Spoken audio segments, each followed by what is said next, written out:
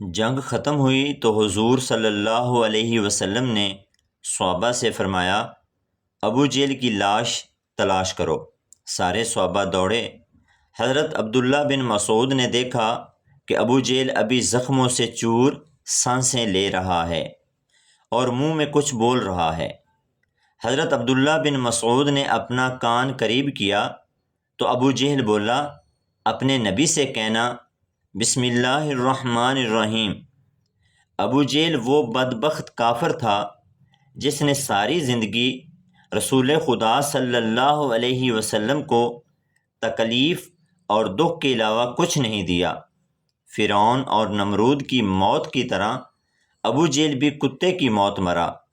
حضرت عبد الرحمن بن عوف سے مروی ہے کہ جب جنگ بدر کا میدان لگا ہوا تھا اس وقت معاذ اور معوذ میرے پاس آئے۔ انہوں نے مجھ سے دریافت کیا کہ چچا جان، ان لوگوں میں سے ابو جہل کون ہے؟ میں نے ہاتھ کا اشارہ کرتے ہوئے ان کو بتایا کہ وہ ابو جہل ہے۔ انہوں نے کہا کہ چچا جان، اس ظالم نے ہمارے نبی اکرم صلی اللہ علیہ وسلم کو بہت ہی دکھ اور تکالیف پہنچائی ہیں، اس لیے ہم ابو جہل کو نہیں چھوڑیں گے۔ عبد الرحمن بن عوف فرماتے ہیں کہ جوں ہی میں نے ان بچوں کو ابو جہل کا بتایا تو وہ بچے بجلی کی رفتار کے ساتھ ابو جہل کی طرف بھاگے۔ انہوں نے ابو جہل پر ایک زوردار ضرب لگائی۔ ان کی پہلی ہی ضرب سے ابو جہل اونٹ کی طرح نیچے گر گیا۔ پھر انہوں نے ابو جہل کے پاؤں پر تلوار کا وار کر کے اس کا پاؤں ہی ٹانگ سے الگ کر دیا۔ حضرت معاذ بیان کرتے ہیں کہ یہ سب کچھ ابو جہل کا بیٹا اکرمہ دیکھ رہا تھا۔ اکرمہ نے وار کر کے میرے بازو کو کاٹ دیا۔ میرا بازو کندھے سے لٹک رہا تھا، پھر بھی میں لٹکتے ہوئے بازو کے ساتھ بڑی تیزی سے لڑ رہا تھا۔ جب بازو نے مجھے بہت ہی زیادہ تنگ کرنا شروع کیا تو میں نے بازو کو اپنے پاؤں کے نیچے رکھا اور زور لگا کر بازو کو اپنے تن سے جدا کر دیا۔ حضرت معاذ سے مروی ہے کہ میں نے موقع پا کر ابو جہل پر پھر وار کیا، جس سے ابو جہل کے جسم سے خون کے فوارے جاری ہو گئے۔ ابو جہل کو موت کے گھاٹ اتار دیا۔ یہ دونوں بچے رسول خدا صلی اللہ علیہ وسلم کے پاس جا کر عرض کرنے لگے، یا رسول اللہ صلی اللہ علیہ وآلہ وسلم، ظالم ابو جہل کو قتل کر کے آئے ہیں۔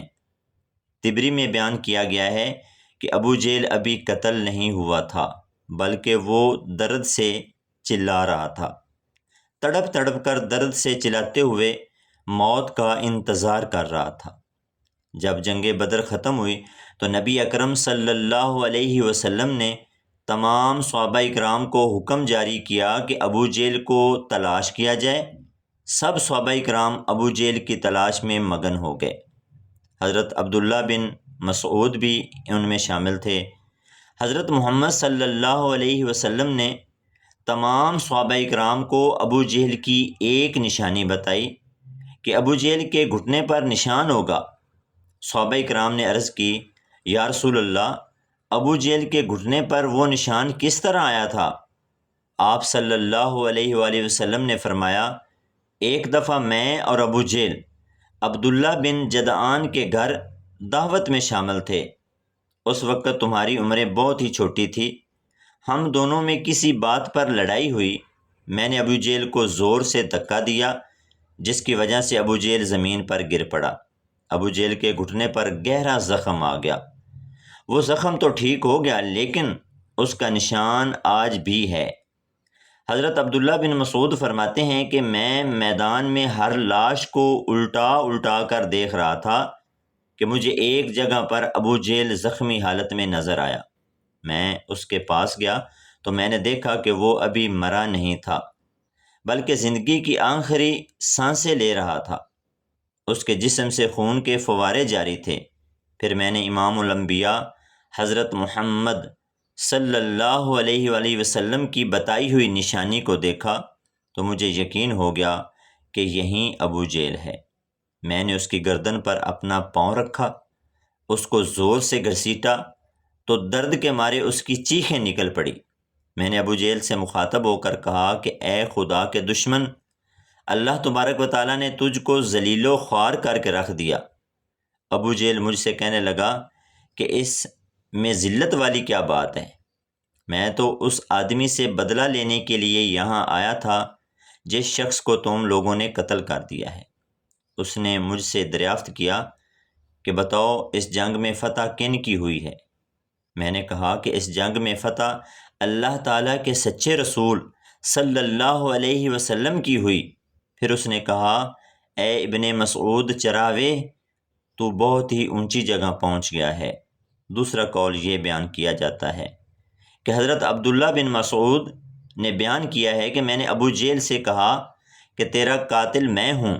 ابو جہل نے کہا کہ نہیں، تجھ سے پہلے مجھے کوئی قتل کر گیا ہے۔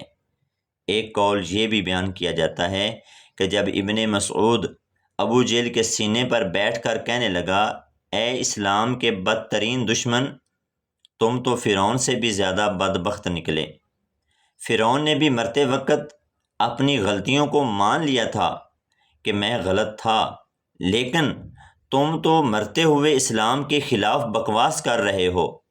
یہ سن کر ابو جہل نے جواب دیا کہ اپنے آقا محمد صلی اللہ علیہ وآلہ وسلم کو جا کر میرا یہ پیغام دے دینا کہ ابو جہل تو اس دنیا سے چلا گیا ہے، لیکن وہ یہ پیغام دے گیا ہے کہ حضرت محمد صلی اللہ علیہ وآلہ وسلم کا سب سے بڑا دشمن میں ہوں۔ ابو جہل کی زبان سے یہ سن کر میں نے ابو جہل کی تلوار سے ابو جہل کے جسم سے اس کا سر جدا کر کے رکھ دیا۔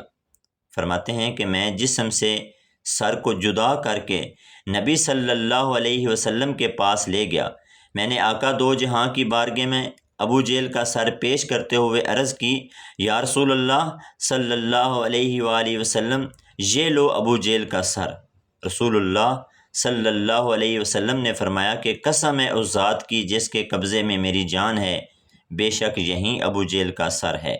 پھر آپ صلی اللہ علیہ وآلہ وسلم ابو جہل کے سر کے پاس کھڑے ہو کر فرمانے لگے یہ کافر ابو جہل اس امت کا سب سے خطرناک اور ظالم فرعون ہے۔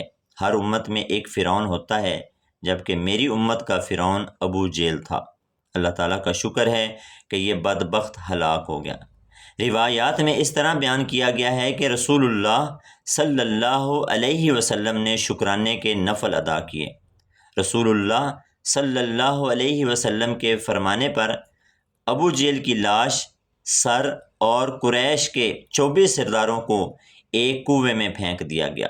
اس کے بعد رسول اللہ صلی اللہ علیہ وآلہ وسلم 3 دن میدان بدر میں رہے اور جاتے ہوئے اس کنویں پر بھی گئے تھے جہاں کفار مکہ کی لاشیں پھینکی گئی تھیں۔